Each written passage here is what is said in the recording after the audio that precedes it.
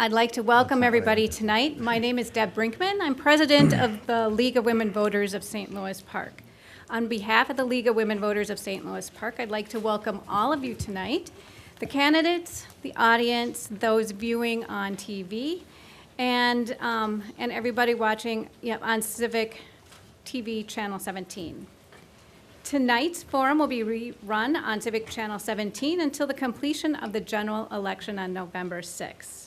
Tonight's moderator is Carolyn Garvin. Carolyn is a member of the League of Women Voters of St. Cloud.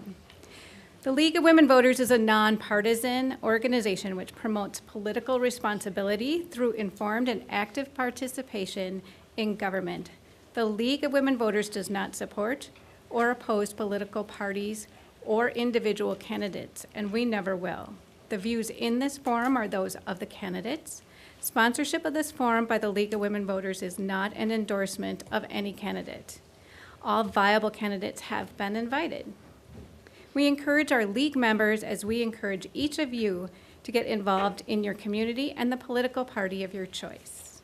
We ask that you consider becoming a member of the League of Women Voters and help us continue to provide the citizens of our community the opportunity to hear candidates discuss issues that are important to you.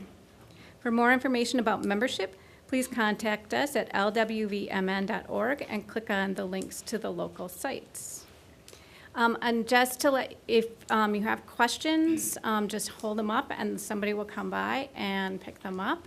And we may also have people submitting questions by email. So if you're watching on TV and you have a question, you can submit it by email to lwvslp@gmail.com. And so let's turn our attention over to Carolyn. Hello and welcome. I am Carolyn Garvin of the League of Women Voters in St. Cloud, and I'm the moderator for tonight's candidate forum for Senate District 46A and 46B. The candidates for Senate District 46A are Luke McCusker, Ryan Winkler, and for 46B, Melissa Moore and Cheryl Joachim. Tonight's candidates' questions include written questions from our live audience, written questions from the League of Women Voters of St. Louis Park are also included in tonight's forum. We will be using timekeepers so everyone has the same amount of time to respond to the questions. We will begin with candidate opening statements. The statements will be given in alphabetical order by Senate district and are limited to 2 minutes each. Next, the candidates will respond to questions. We will be alternating candidates, so different candidates will respond first to a question. Each candidate will have a maximum of 1.5 minutes to respond. All right. Mr. McCusker. Okay. Hello, everyone. Thank you for coming tonight. My name is Luke McCusker, and I'm running for 46A for the Republican Party. And it's a pleasure to be here with all of you. I hail from the city of Faribault, Minnesota, originally, and I've lived in this area for about 4 years now, and I really like the area. I think it's a beautiful place and very friendly people. What got me involved in the race was that I felt it was time that I start taking a civic duty now that I'm nearing my 40s, and I'm feeling that, you know, like there's things that I could help with using my background, which is in accounting, and I just see a lot of spending today where I think there could be cuts, and I think there's things that we could change to make things better. And I feel that I'm a bipartisan person, and I like to work with Democrats, and I don't like a lot of the hoopla that goes along between the two parties. I actually respect both sides, and I think they both have something to share. So thank you. Ryan Winkler. Good evening, and thank you to the League of Women Voters for sponsoring our every two-year forum. It's been a long tradition, and I'm happy to be here tonight to have a civil conversation about the issues and to engage with the citizens here and online and on television who want to participate. My name is Ryan Winkler. I live in Golden Valley. I've been in this district for about 14 years. I have 3 kids in the Hopkins Public Schools. Edward is 14 and in 9th grade at North Junior High. Isaac is 11 and is in 6th grade at Meadowbrook, and August is 8. Ryan? Your Yes. mic is not on.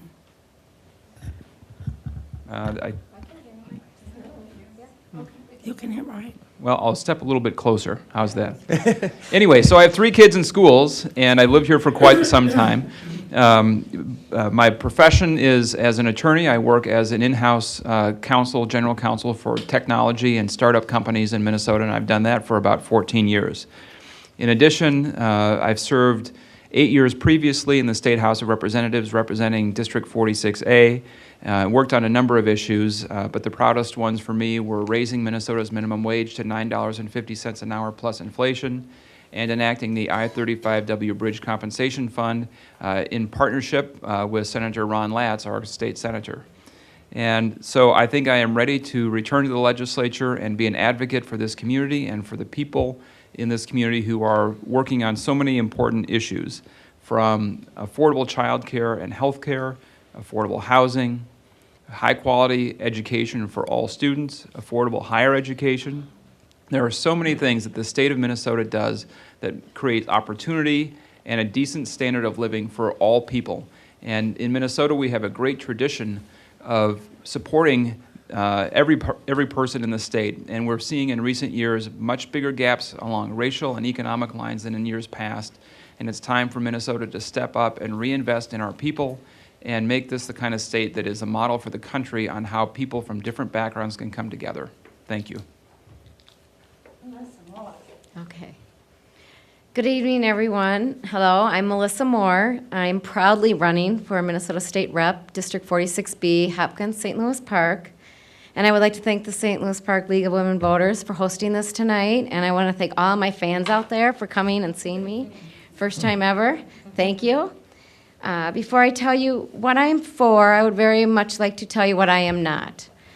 As a Republican, I'm not a racist. As a Republican, I'm not homophobic.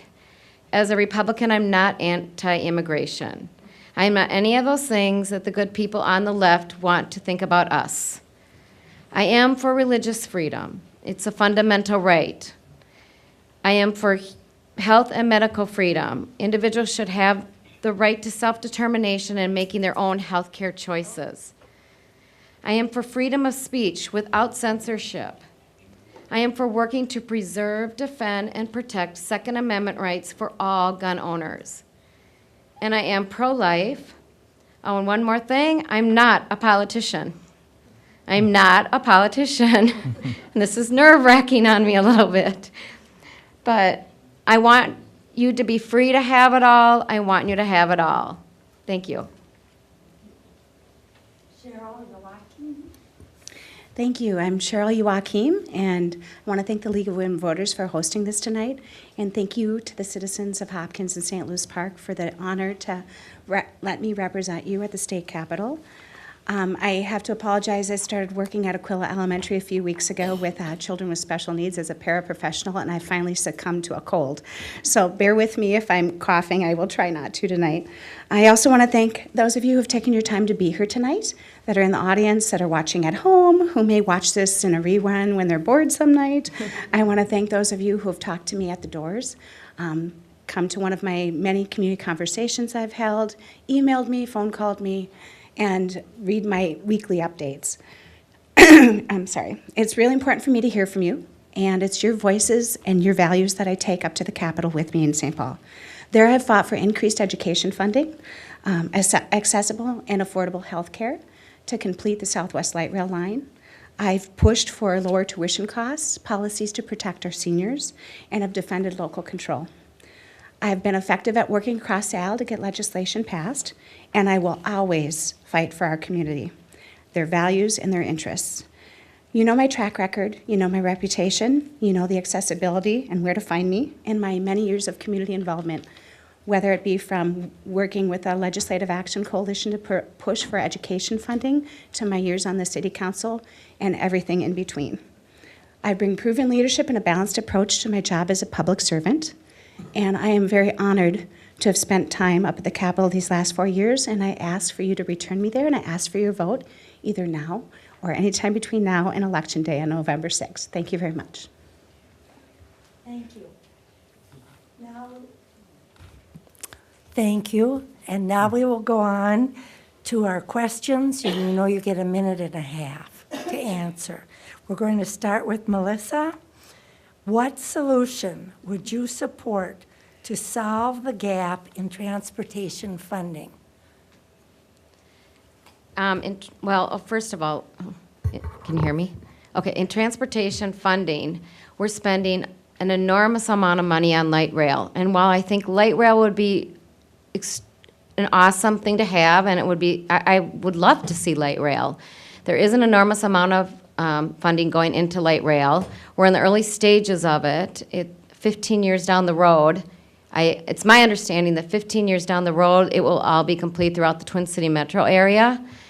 And by that time, I can see it being a little bit outdated, the technology being outdated. And so I have an open mind on light rail, and I would love to see it happen, but I'm worried about that. And I think if we took some of that money and somehow that money could go towards infrastructure and other means of transportation, we already have a great solution in place. Our bus system is great. It moves where the people move and where the people need to go to and from. So that is my stance on transportation. Thank you. Thank you. Cheryl, if anyone needs the question repeated, just ask. Thank you. Well, first of all, our state constitution requires us to fund two things. One is transportation, one is a public education system. So we know we have to fix our infrastructure. Good news is there's been bipartisan agreement about how much money we need in the next decade. That's about $600 million a year. So there is a gap. That's just to fix what we have and to slightly improve it. If you add expanding out our transit system, that's another $200 million. So it's very important that we figure out how we're going to get there. And that's where we have the rub. I believe that we should have everything on the table when we get back into session again to set our 2-year budget, whether it be a gas tax increase, looking at fee structures, looking at switching the sales tax that's currently in the general fund into the road and bridge fund. But the bottom line is we're going to have about 750,000 more people in the Twin Cities by 2030. And we can't pave our way out of the congestion that's going to bring. So it has to be multimodal. It has to be roads, bridges, transit, LRT, BRT. We need to get folks to their jobs. We need to get folks moving around and our economy moving around. If you saw the paper today, our transportation system was just given a C- by the civil engineers. And folks spend about 41 peak hours a year in congestion, costing them about $1,500. So we need to get serious about this, stop kicking the can down the road, and figure out a way to find sustainable funding. Luke. Yes. Yes. When it comes to transportation, I think that there's quite a bit of subsidies that go into buses and the light rail. The light rail is shown to pay for itself a little bit better than the buses, but the buses get everywhere, whereas the light rail does not. And I think there needs to be a push for better funding for the light rail, because I think the light rail can be a really great thing. You know, and I've had the pleasure of living in another country where I've seen it turn into a subway underground where it can go through residential areas and underneath and not cause any congestion. And it would be nice to see that happen, but I think, you know, we need to work on funding. How are we going to pay for it, and will people use it? You know, that's where we really need to focus. If we can get people to use it more and get it to the places they need to be, that should be our focus. And the way we can pay for that, you know, we might have to raise a little gas tax. We might have to raise the prices on buses and trains. It sounds very un-Republican of me, but It's something you have to consider. You got to take a little bit of the hurt so that you can make a solution. Ryan? Having an updated and modern infrastructure for the metropolitan area and for the whole state is essential for our economic health and mobility for people.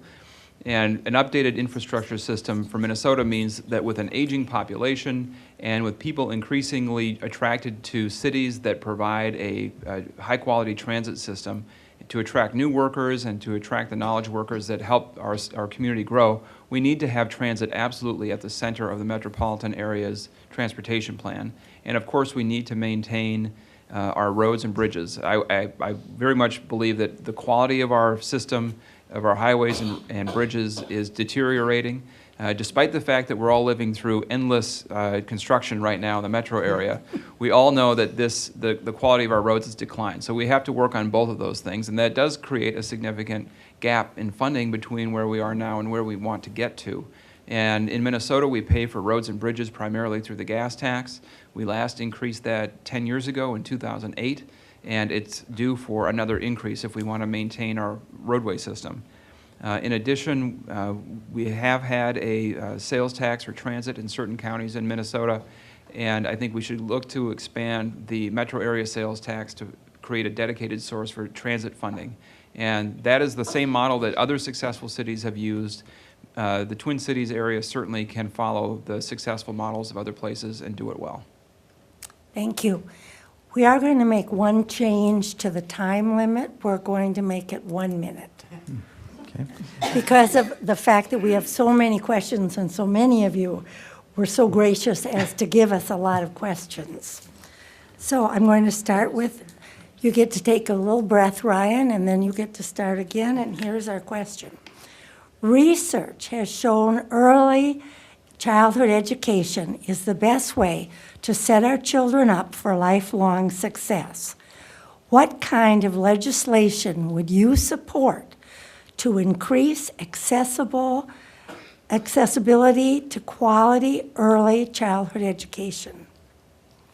I have, in the past, supported almost every kind of legislation that would create more opportunities for young children to have high-quality early learning. I was the lead author in 2013 on legislation to significantly expand the Early Childhood Scholarships Program, a program I still strongly support and has had bipartisan support, including from the business community.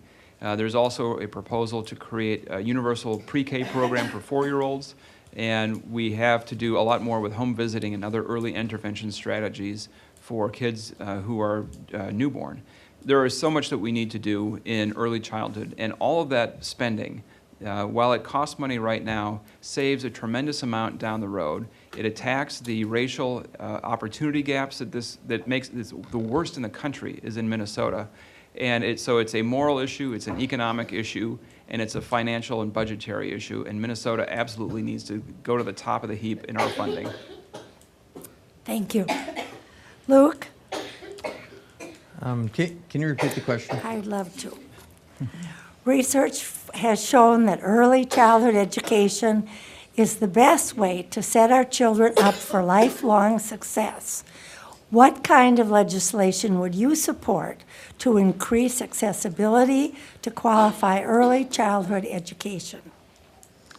Well, I think that the pre-K education is very important for child development, and it does need to be funded. I mean, there needs to be a way we can come up with solutions for parents to get their kids into school so they can learn some of the more basics before they start kindergarten.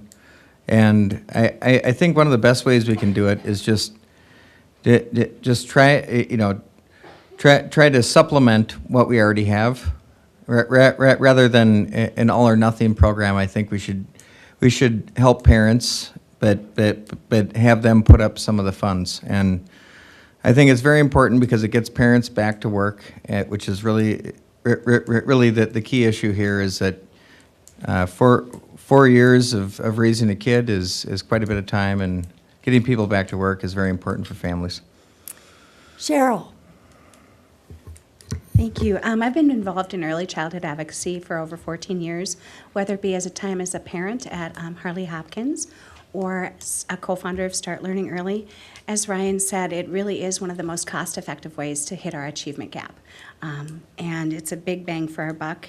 And just ask any kindergarten or first grade teacher what it's like and how they see kids ready for kindergarten when they walk into the classroom if they've had a quality experience. Good news is we finally have the public will to get it funded. We just have to find the political will to do so. I do support the all-day pre-K 4-year-old program. I've supported the scholarship program, finding ways to do Pathway $2 into our schools. And then also our birth to 3, we need a blended private-public partnership to make sure the funding's getting where parents can have a choice. And then we have a child care assistance program that is also quality child care. And right now in Hennepin County, we have 2,000 kiddos on the waiting list. That's unacceptable. So we really do need to get some more funding there. And we will be having a large discussion up at the Capitol in January. Thank you. Now we'll start with Cheryl. Well, I didn't get to answer. No. Yeah. Oh, Melissa. Yes. I'm And sorry. I really want to answer this one. I let me tell you. apologize. Well, I too am definitely, for early development or for children and education, pre-K. I think it's important. Although I do not have children myself, I have several nieces and nephews, and I have sisters with lots of kids, and many children in daycares right now, pre-K, seem to do much better in the education system, depending upon what they get from their daycare. So I don't have all the facts and information on this subject, but I'm definitely in support of helping early childhood education. Thank you. Cheryl, we'll start the next question with you. Will you vote to send a resolution to Congress to reverse Citizens United? Yes. But I also want to take the opportunity to talk a little bit about campaign finance reform as well, why I have a minute. We really need to also look at, I'm sure all of you are really tired of all the ads you're seeing on the TV, and sometimes it's really hard to figure out who's actually funding them. And we do need to change our campaign finance laws at the state level to make sure that at least 60 days before an election cycle, the ads that are out there have strict disclaimers on who's paying for them, because you should know. We have other areas and sunshine laws that we can look at, but yes, going back to the original question, I would support a resolution. Melissa. I would also support a resolution. However, I'd love to address the campaign finance laws. This is my first time running, and I am noticing a lot of interesting, things going on with the campaign finance laws, and I would love reform for that as well. Thank you. Ryan. Yes, I would support a resolution to Congress, although I'm not so sure how much the Minnesota House of Representatives will have influence on Congress on this subject, but we have to deal with it at the state level. The reality is that money calls the shots all too often in politics, and that is not a state of affairs that any citizen believes is a good thing. And so we need to make sure that we can find out where the money is coming from. That is something that we can do in Minnesota. We have disclosure laws. I took the lead in passing the most recent round that we had, but there are still significant loopholes that need to be closed. And so I very strongly am committed to doing that. We also have a robust public funding system in Minnesota so that all candidates have a chance to compete in an election, and I believe strongly in that as well, and we need to make sure that that stays strong. So we have to deal with the reality of what the courts have required of us in Minnesota and continue to have a good, clean system. Thank you. Luke. Well, I'd like to ask Citizens United, where is my money for my campaign? Because they seem to give it to everybody, but but people that really deserve it, and I think that a lot of times you see special interests stepping into campaigns, and it takes away from what the true purpose of it is, and that is to get candidates that have their heart in it and really want to do some good. And I think, this it's a form of lobbying, prior to you getting in office, and it's unfair to the other candidates, and I don't think a corporation should be treated as an individual, and I do think Citizens United can serve a purpose and can do good, but we need to know where the money's coming from. Okay. Next question. Take a breath, Luke. Okay. It's yours. What should be the state renewable energy standard? Ooh, this is a tough one. Okay. Let me get my thinking cap on real quick. I think that, I've seen natural gas take off in the last decade, and it's provided lower CO2 emissions. It's provided greater energy. There's quite a bit more industry going on thanks to natural gas, but that can't be an ultimate solution. We do have to turn to alternatives, and definitely I can see the future holding out for solar and wind and hydro, but it's going to take a huge investment, and where that investment comes from is going to take both government and companies to create that ingenuity. Ryan. Human-caused climate change is becoming a disastrous reality far more quickly than we realize. And while there may be a few elected politicians left who claim that this isn't true or who try to muddy it, I think pretty much everyone believes that this is a reality. We have to take the lead in Minnesota as best we can to try to address this, and the best way to do that is to one of the major ways anyway, is to pass a stronger renewable energy standard. We passed one in 2008 to go to 25% renewables by 2025, and the claim from the fossil fuel industry was that couldn't be done. And in fact, they met the goal far before 2025. So I think we need to set a standard of 100% renewables in Minnesota over time and pursue strategies like natural gas and renewables as we take the move to get there. Melissa. Okay, so this is quite a question, and I haven't really studied this subject. I am definitely for, we have to do, I agree with everyone here. It's something that we have to continually look at, different forms of energy and how we can change and update our environment, and for our living. We have to figure that out, and until I actually have some actual facts and figures in front of me, I'm not sure how much I'm for one or the other, but yes, I definitely see that we have to move in that direction. And Cheryl. Thank you. Yes, climate change is real. People are causing it or adding to it. And the 25% by 2020 was, like Ryan said, was already reached. We need to do tougher standards. I think looking at 100% by 2030 is a laudable goal. Whether or not we can get there will be really up to how creative our companies and our citizens can be. But I believe in science. I believe in the experts. There was just a UN report that was out that said by 2052 it's going to be way worse than they thought. That we need to look at lowering the global temperature by at least 1% to save some of our ecosystems, our coral reefs, and our ice shelves. So it is getting very real, not just for generations down the road, for the next generation, for our kids. We need to get serious for our kids. Melissa, how can we solve the scourge of homelessness? Okay, homelessness. It's a problem, and it's a sad problem, and it's very sad, especially in our climate here in Minnesota. I would say that,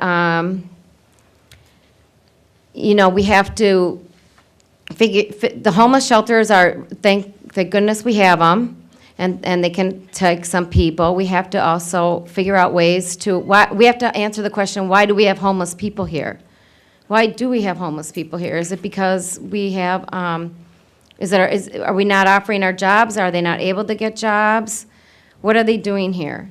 That's first question I would have.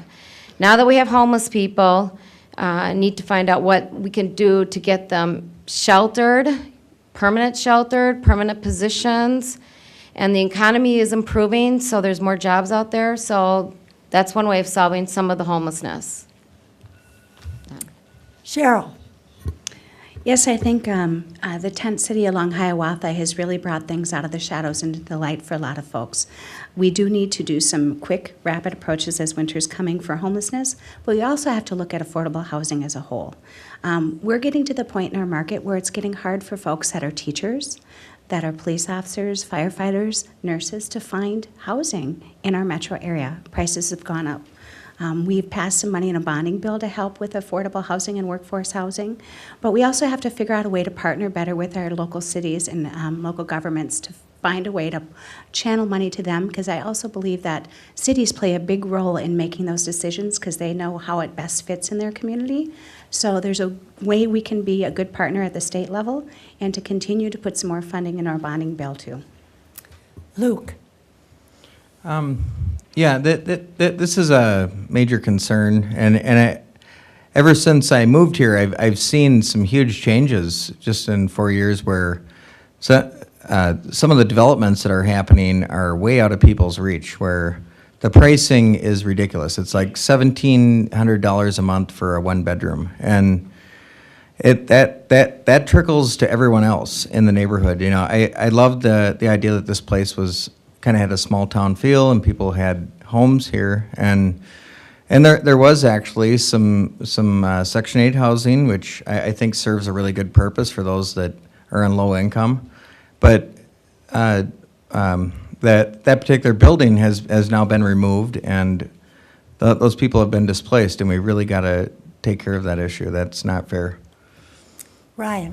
Well, specifically on how to address homelessness, the best way is with supportive intervention and housing. So in Hennepin County, for example, they focused on veterans. And by focusing on going out and finding out where the homeless veterans are, figuring out their individual needs and making sure that they got those needs met, whether that's through medication in many cases, counseling, supportive services, they've managed to reduce the veterans homeless population in Hennepin County by 90%. And the people who did it say it's possible to do that with all homelessness. It just requires the resources to do it. And so I support strongly at the state level more support for people who are doing at the local level the intervention that helps people. And we do have a broader affordable housing issue in this city. And you know, that's probably the subject for another discussion. All right, the next question, we'll start with Ryan again.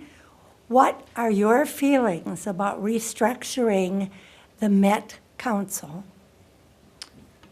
Well, the challenge in any metro area is that cities start to compete with each other for resources, whether that's transit, they start to build sewer systems that leapfrog each other, water systems, and so you can have a real mess in a metropolitan area. The reason the Met Council exists is to make sure that all city services and planning is coordinated on a metro-wide basis so that we work well together as a metropolitan region. And in my experience, the Metropolitan Council does an admirable job of running the sewer, water, transportation, and park system of this metro area. Their members are appointed by the governor, and they serve at the pleasure of the governor, and I very much think that has been a successful governing unit in the state of Minnesota, and I don't frankly think it needs a lot of change. Luke? Well, when it comes to the Met Council, I think the original intention was really good, where you know they were working across the metro area trying to make better water quality across the 7 area region, and I think what happened is that they expanded too much, and they took on legislative as well as executive power, which I think their whole purpose was to execute what the local communities wanted, but now there's levying going on. They're creating their own taxes, and I think it's gone beyond its original purpose. But you know, I think it still can serve a purpose, and with reform it can work. Cheryl? Thank you. When the Met Council was originally founded, it was founded by Republican legislation. All the power they have, the legislature has given them over time. There is a benefit to regional planning, Like Ryan said, sewers don't stop at city lines. There's a bigger bang for your buck when you do something regionally, and the Met Council spends most of their time and money on figuring out our sewer system and our water system. They do also do our transportation and our parks. But that being said, I do think there needs to be a little bit of reform. In fact, I carried a bill with Representative Roz Peterson this year, did get a hearing, but unfortunately we couldn't move it forward. And that was to have local city councils have a little bit more of a say about who's appointed to the Met Council, and then also to have staggered terms, so they were overlapping with whatever governor was in power, to have a little bit more institutional knowledge. So I think there needs to be some reform, but overall I think they're performing pretty well. Melissa? Okay, so as far as the Met Council goes, it's unelected bureaucrats that are just trying to make decisions that I believe should lay with the cities. So, for example, I've heard in St. Louis Park now that they are trying to bulldoze down some single-family homes to make room for higher density housing. And that is Met Council, and that's decision-making should be made at the city level. I think in some ways the Met Council can serve a purpose, for example, with the sewer lines and the roads across the city line, the county lines and the city lines. And there is a need for that, but I think they've overreached. They've been overreached. So we need to kind of reel them back in and figure that out. Next question. What is your stand on decriminalizing marijuana? And Cheryl. Thank you. So this is a discussion I can guarantee you that we will be having at the legislature this year. I think the public will is reaching the pitch a little bit of where they've been at with Sunday sales. So no worries, we'll be having that discussion. Personally, I was very supportive of medical marijuana. I think we need to look at what other states are doing when they're going to recreational marijuana. I have a concern and would like to see a sobriety field test for folks driving and figuring out how we're going to wrap this into our legal system of where we're at right now, and that's going to all have to be part of the discussion, and it will probably take quite a few years to get through that. Melissa. As far as marijuana goes, I believe that legalization of marijuana is coming. I don't know how soon, I don't know exactly when. Decriminalization of marijuana, I definitely agree with. I think it's time. Medical marijuana, I'm strongly for medical marijuana. It's very helpful. It's been actually helpful for me. It's very helpful when you're in severe pain, and that's my stance on it. Thank you. Ryan. I do support decriminalizing marijuana in Minnesota.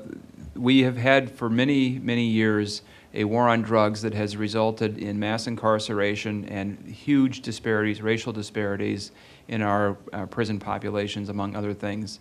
And Minnesota, I think, is ready to start to peel back the overreach that we took during those years in dealing with drugs and crime and start trying to create more justice in the criminal justice system. And I think decriminalizing marijuana is a good place to start with that.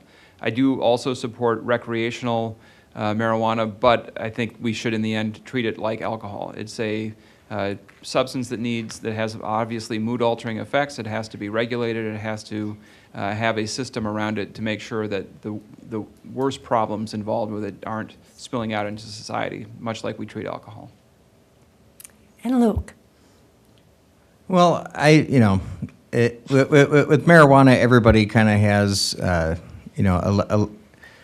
for lack of a better term, laid-back view on it. But I do think that it has, it definitely has some mood-altering effects that can be dangerous in the workplace or when operating a vehicle. And I think that but before they get ahead of themselves, they should find a way to at least test, how much is dangerous and how much we should open this up to the public. Like, medical is one thing, but I've seen Colorado, and it needs some work before we just open up the floodgates on that.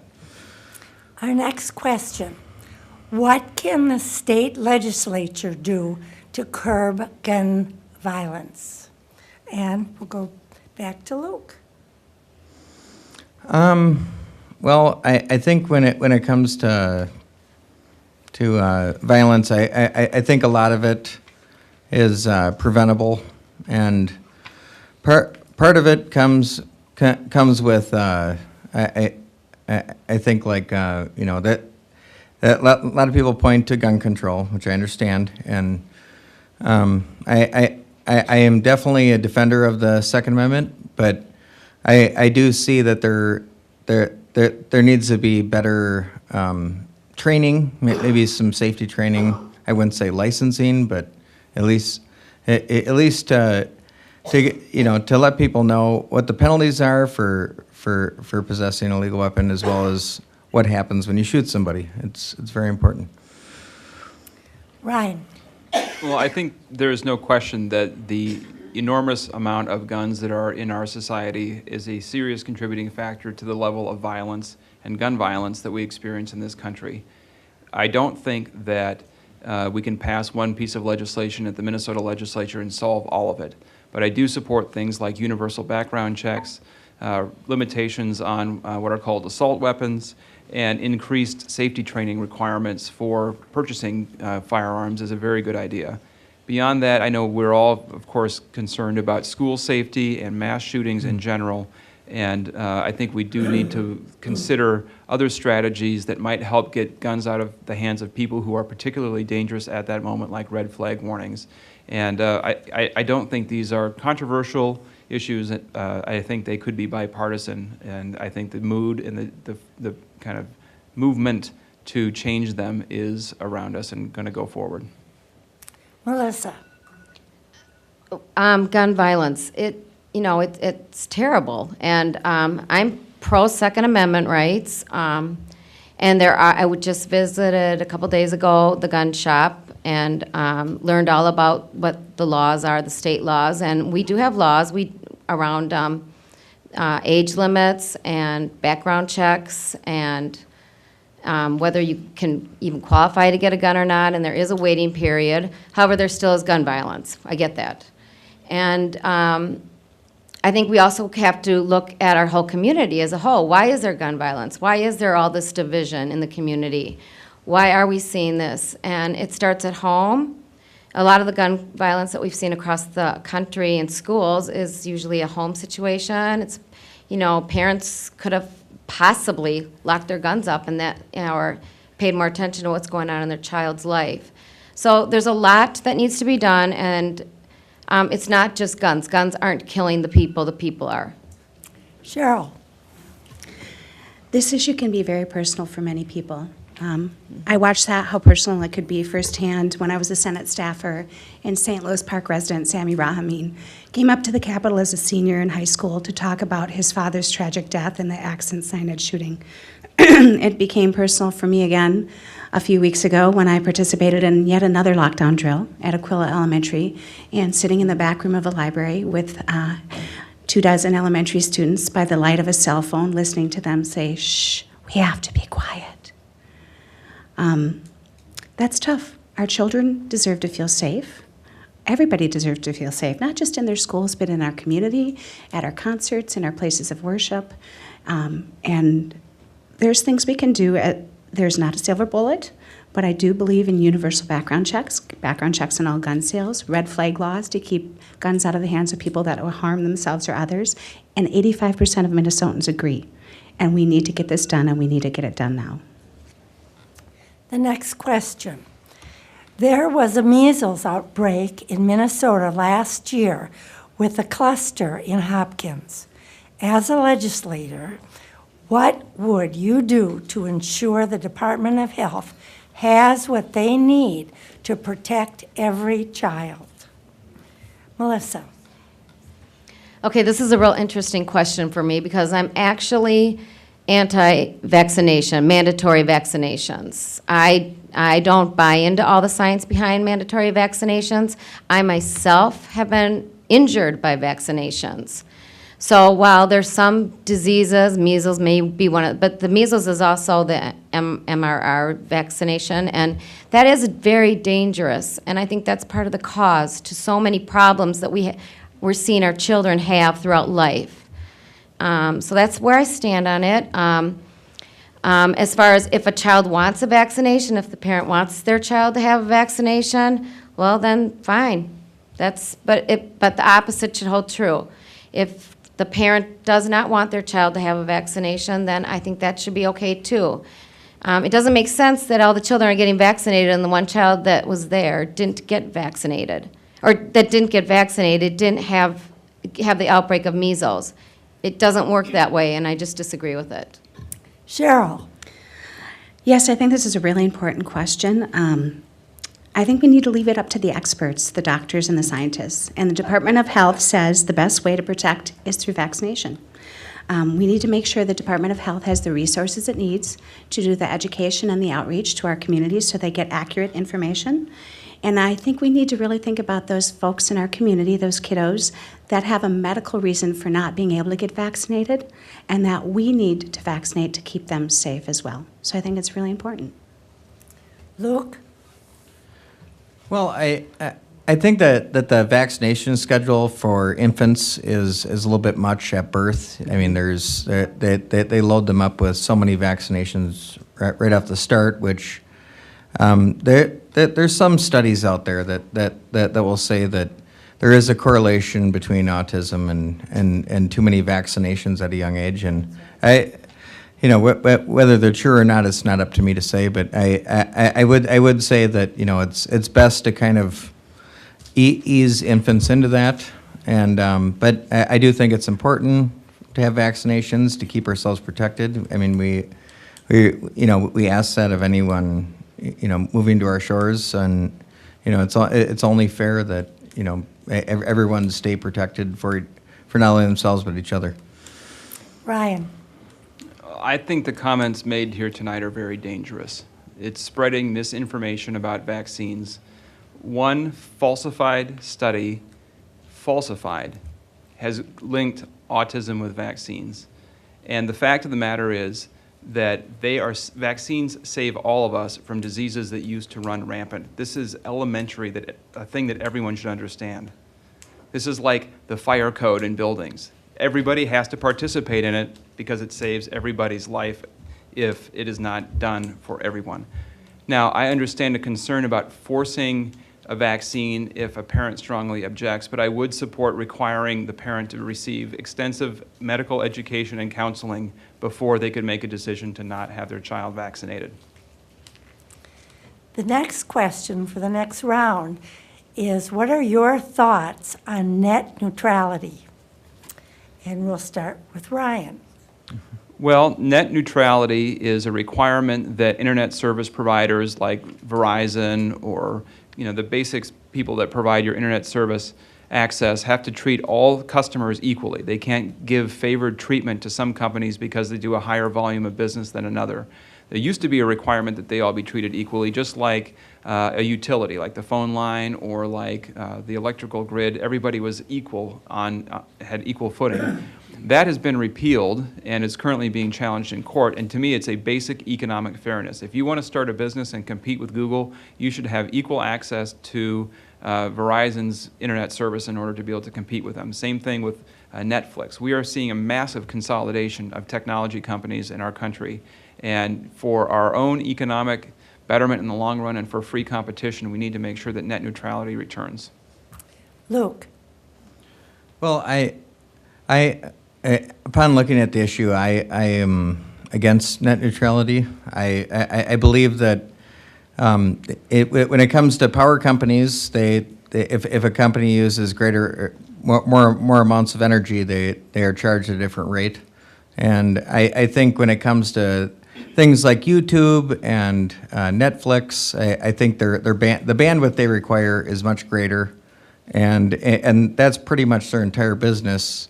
Therefore, I do believe it should require a little bit more spending to help build greater infrastructure for greater bandwidth. Cheryl? Thank you.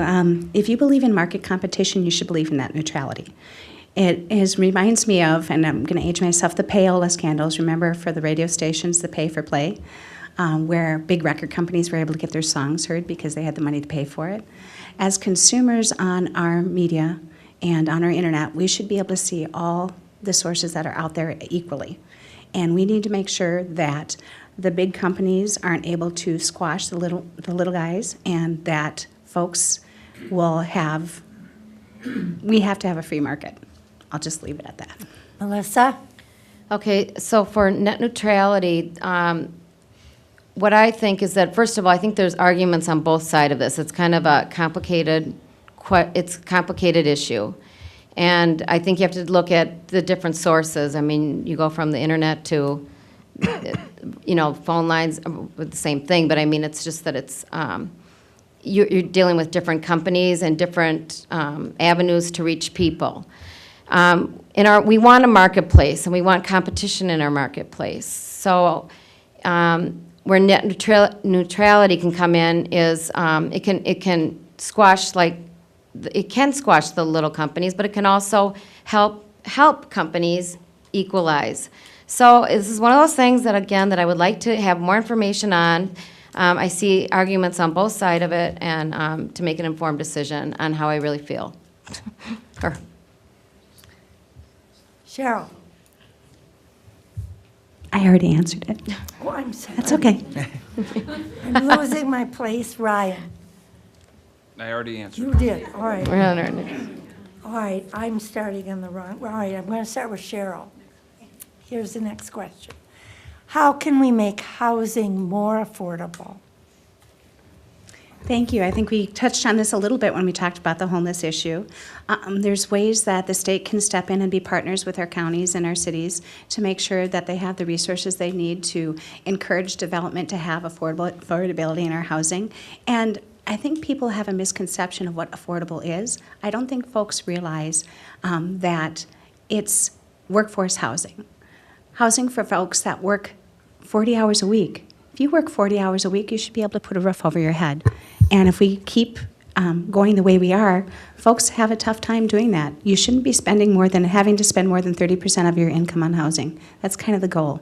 Folks are spending almost more than 70% in some parts of the Hennepin County, and that's not okay. Where we're seeing one of the biggest issues with the achievement gap right now in our schools are kiddos that have to change from school to school from the beginning of the year to the end of the year because their parents can't find affordable housing. Imagine the dent we could make in the achievement gap if we actually tackled affordable housing. Melissa? For affordable housing, yes, it's a problem, and we need more of it in certain areas. And I'm all for affordable housing, because I agree. If you are working, you should be able to afford to live. And once you've lived in a community, it's hard to get kicked out of that community because you can no longer afford the rents or your mortgage. Having said that, again, I think it's a city issue. It can be it's more of a city issue. When they can find the location for more affordable housing, offer it, and then support it. Ryan? Well, affordable housing, unfortunately, is becoming more of an issue for everyone, or at least for the middle class, not just people who are working poor or poor. And much like healthcare or college tuition, the costs of everything are increasing significantly. And in housing, we have a quickly growing metropolitan area and not enough housing stock to keep up with the amount of demand. So the first thing that we can do is ease some of the tension by expanding the number of units that are being built around the metro area. And then second of all, we need to provide more subsidized housing for people whose income simply cannot provide enough for what the marketplace in the housing marketplace is going to make available to them. So we need to have some subsidized housing increased, and we need to expand the total number of units in the marketplace to help bring down costs. And this is a real issue in Golden Valley and St. Louis Park. I hear about it a lot.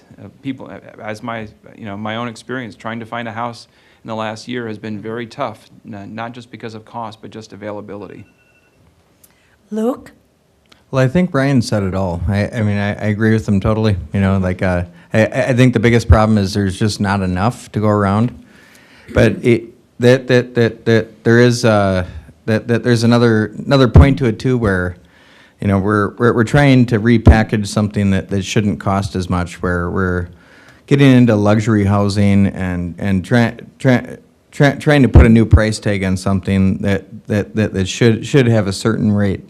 And I think too, I don't want to see family homes go away. You know, I think a little bit of sprawl is acceptable in this area, but I mean that people live here for that reason, and yeah, I think the cost of housing can remain the same if we try to keep it at realistic levels. Our next question. St. Louis Park is excited about ranked choice voting for local elections. What would it take to make Minnesota a ranked choice state like Maine? Luke? Let's see. Actually, I missed a part of that. What was it? Okay. St. Louis Park is excited about ranked choice voting for its local Okay. elections. And then what would it take to make Minnesota a ranked choice state like Maine? Okay, well, on this one, I did not do my homework on ranked choice, but I cannot answer that because I do not know what that means. So, Thank you. Yep. Ryan? Well, you know, ranked choice voting is an effort to make sure that people can vote for multiple candidates on the ballot according to their preference. So they rank them from, you know, 1 to 5, depending on how many candidates there are. And there are a number of advantages that people ascribe to ranked choice voting, including a more civil election cycle, that there will be a genuine majority behind the candidate who wins, and so forth. And we are seeing local units of government experimenting with it around Minnesota. I do support local units of government having ranked choice voting if that's the desire of their communities. And before, in my mind anyway, before I would be an advocate for it statewide, I would like to see a lot more success on a statewide level in other places, and or more experience with it at the local level in Minnesota to prove that its benefits are what advocates say. Melissa? Okay, so on ranked choice voting, I'm not sure how I completely feel about it, because I believe it requires multiple elections, because first you go to, if I'm understanding what ranked choice is, it's you're voting for so many candidates, and then they get on the ballot, and then then they go through the next set. But if that's not what it is, then I'm not completely familiar with it. But I believe it's just advancing multiple candidates through the election. And I'm sorry, I'm not sure what ranked choice is, other than that's what I think it is. Okay. So I'm not sure that I'm for it or against it. I would like to see more of, I would like to see all the details around it. Cheryl? Thank you. This is a good case of showing that our cities are our greatest incubators for some of our best ideas. I am a firm believer in local control. There happen to be 55 bills in the last 2 years introduced to strip away local control up the legislature. One of them was to take away the city's ability to do ranked choice voting. Yes, I fought against that.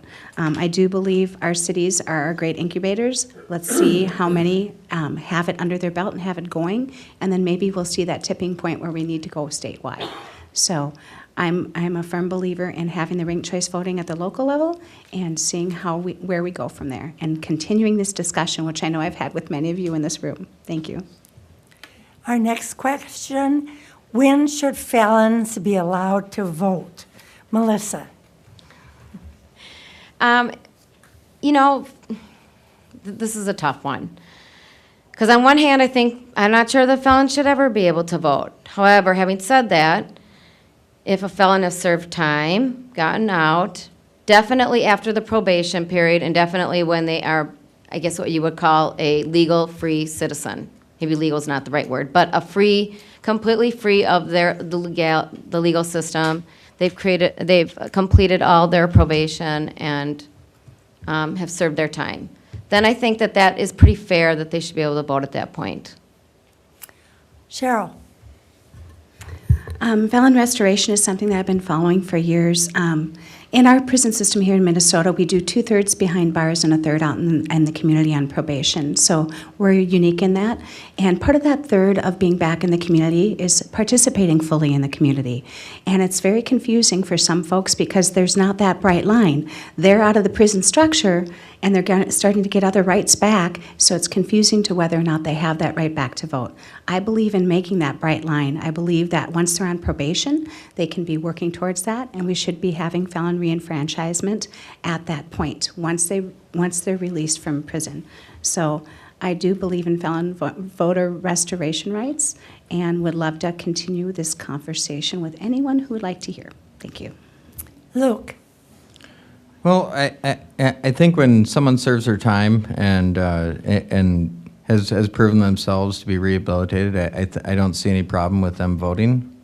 They're just as much a person as anyone else, and I think though that there should be restrictions when it comes to people who reoffend, maybe, because that just says, that they're incapable of following the system they're actually voting within. So I don't. I think second time same offense needs to be prohibited. Ryan? I think that people who have committed felonies and served their time in prison and are released should be allowed to vote.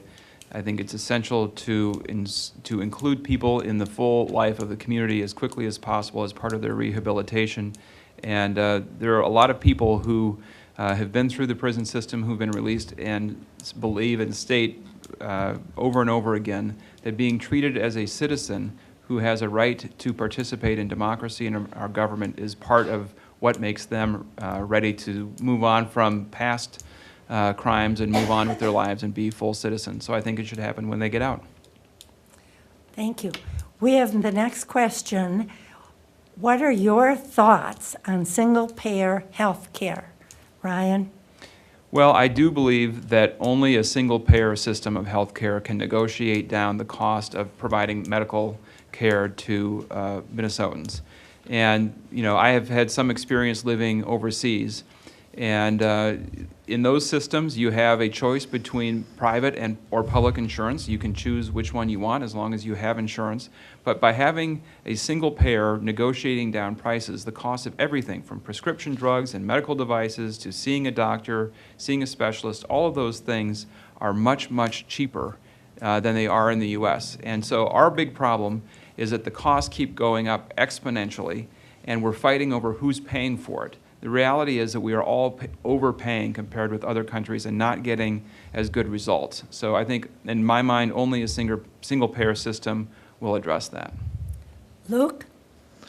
Well, I've seen both sides where there does seem to be some benefits in extending greater coverage with the single payer, but at the same time, I hear from other people, a lot of people, say that, I'm not getting all the benefits I used to before, and I think there's other options out there in addition to single payer that where they could live side by side. But I have seen great things with co-ops where cooperatives are reducing the price, and it's basically like a low profit business, which isn't in it to make money on your health.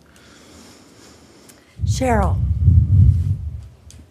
Thank you. Sorry, I keep having to turn it on because I don't want to cough on the microphone. I think we need to work towards single-payer health care, and one of those ways we can do that is to expand MinCare, Minnesota Care. It's a self-funded system that's efficient with little overhead. There's parts of our state where they don't have the choices we do here in the metro area, where they only have one plan to pick from.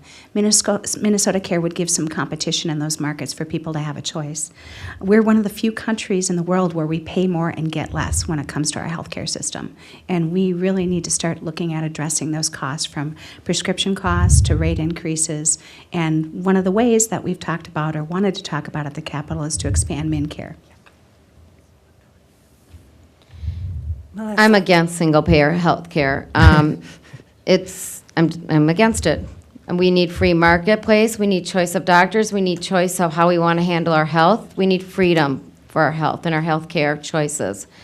There's so many creative solutions that we could come up with. One doctor, I was at a conference the other day, and one doctor from Oklahoma was there, and he's created his own clinic and is charging a fraction of the cost for everything in his clinic.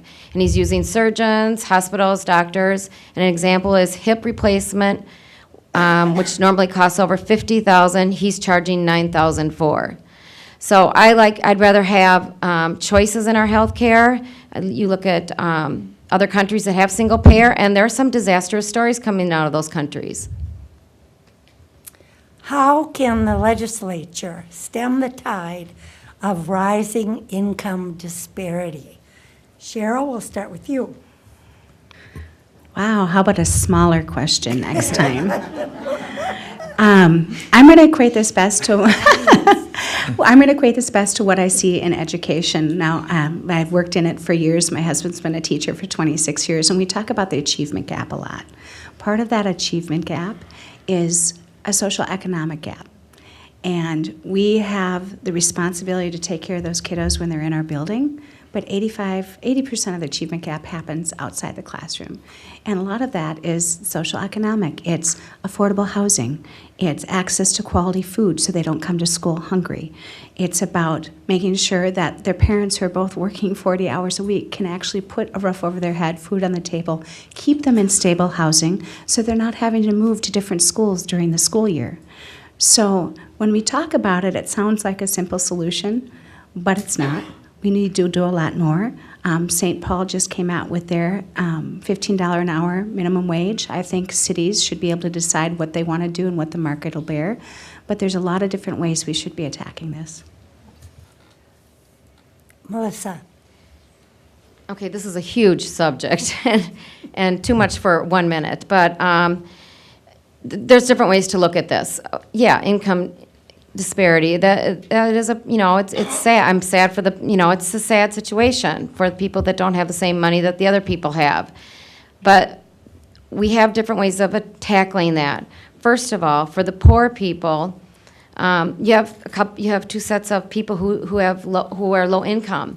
You have the people who are using and abusing our system and putting a heavy burden on our tax system and our taxes, and then you have the people who truly are using it, working hard, trying to get out and get jobs and make a life for themselves. And I applaud those people, and I would love to even help them further with their children, get see better things in life. But we have programs right now, don't we? I mean, don't we have things already trying to help people? And minimum wage has been raised, so. Thank you. Ryan. Well, I'll echo the challenge of answering this question in 1 minute, but try to do my best with it. And the first thing that I think of are stronger unions.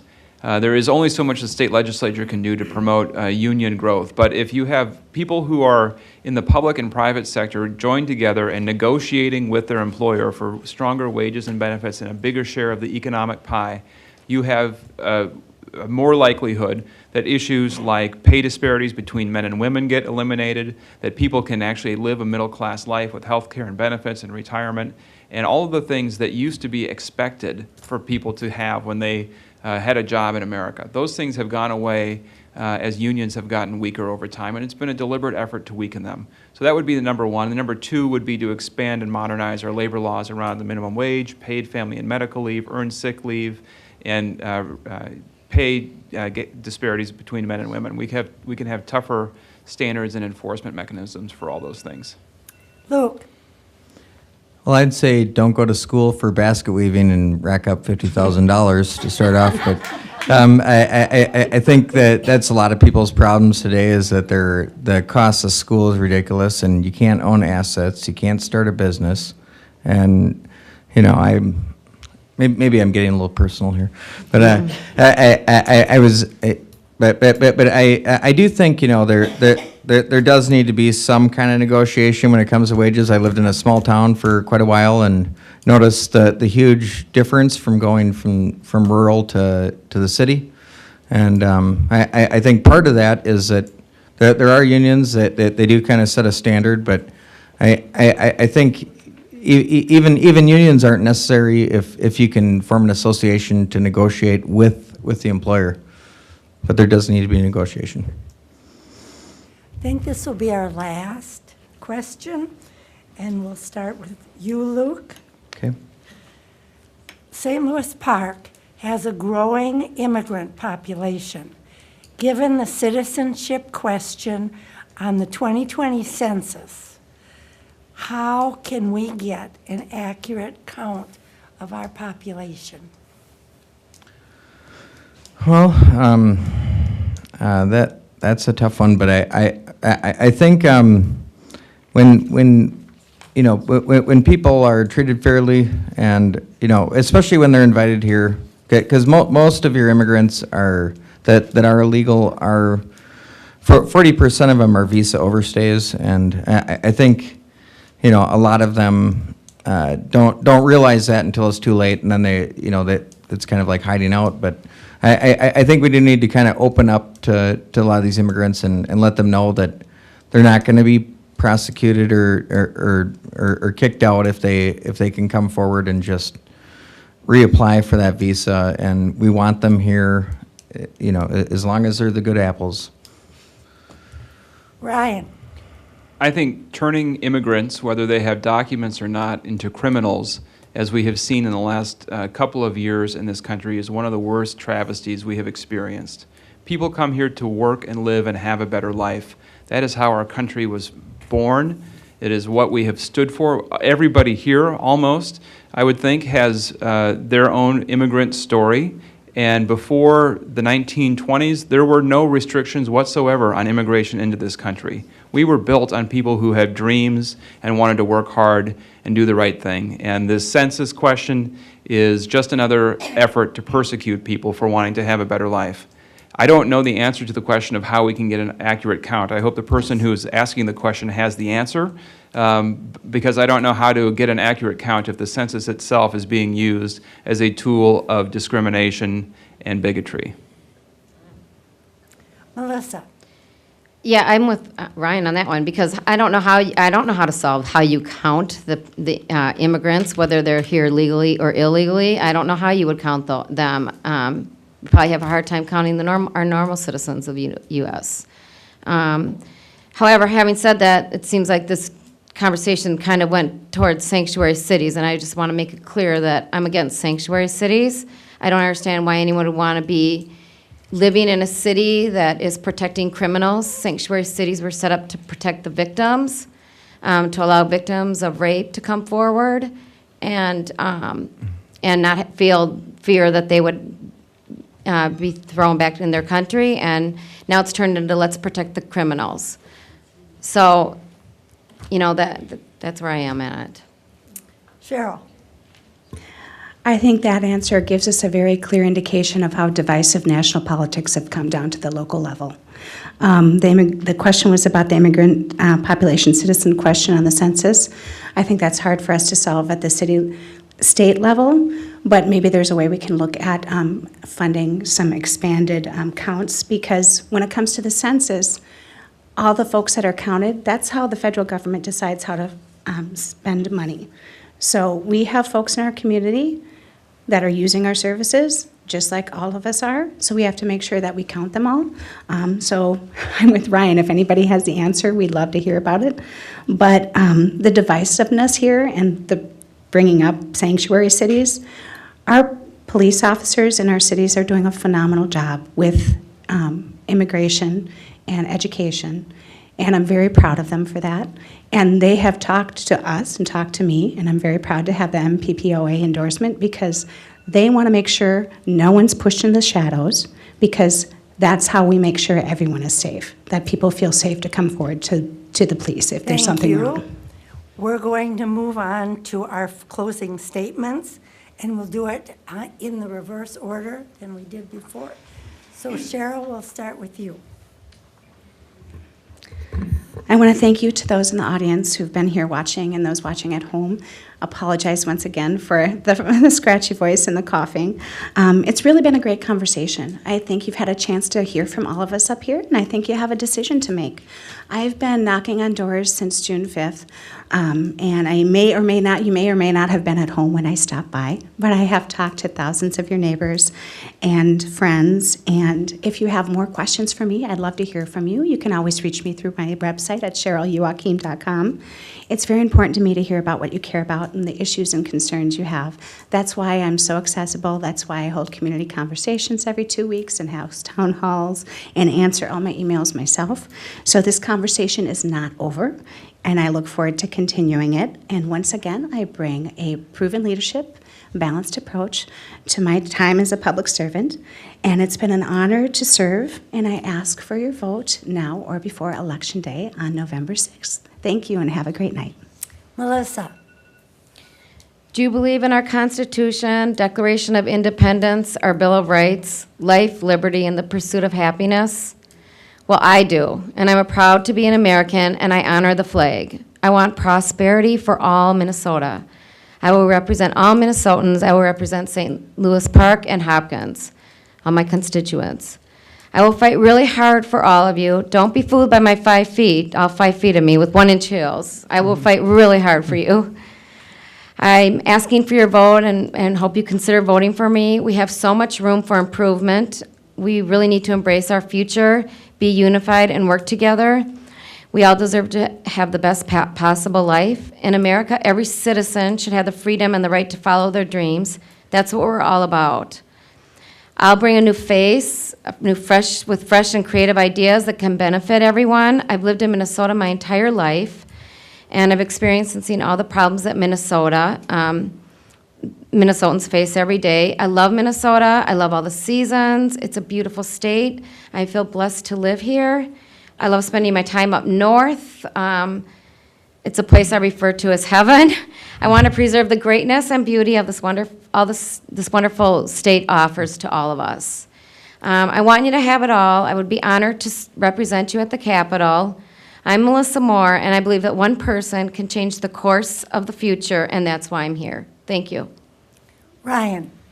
Well, thank you again for being here, and I also just want to recognize all the candidates who are here tonight, and being willing to step up and run for office and share your values and views is a critical part of democracy, and we couldn't do it without a good debate on the issues.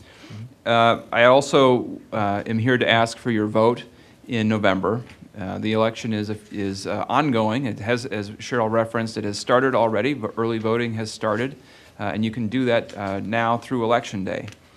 The other thing I would encourage everyone to do, regardless of your opinion or your party or your cause, is to stay involved or get involved in politics and campaigns and elections. Showing up and asking people to support your candidate or your cause makes a difference. And there is no problem that we have in politics, whether it's money or influence or anything else, that more people being involved can't solve. And so I would encourage everyone to do that. Minnesota is a state of tremendous resources. We are blessed with so much, and yet we know that we have so many people who are not sharing in it equally. I believe very strongly that the state of Minnesota, the state legislature, has a critical role to play to create opportunity and a decent quality of life for everyone, regardless of who they are or where they live. And if I am your legislator, I will work very hard to do that. Luke?